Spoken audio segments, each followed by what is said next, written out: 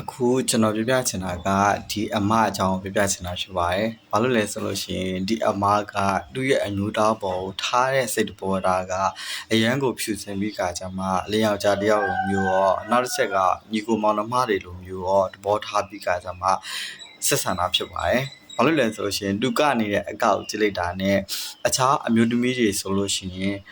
ဒါငါယောက်ျား6နေရလားငါယောက်ျားဂေးနေရလားအရန်ကိုခဲစာမီကနေတာမျိုးဆိုတော့မျိုးသမီးတွေကဒါစိတ်တဘောတော်တော်လေး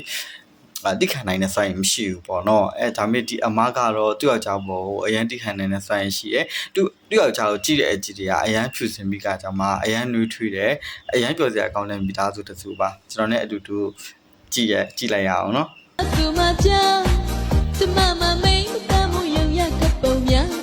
စိတ်ငါတွေချစ်လေမုံနဲ့အစ်တွေရဲ့အဟောင်းကိုတစ်ပဲအသိနှလုံးရှိရဲ့ရှင်လိုလူစား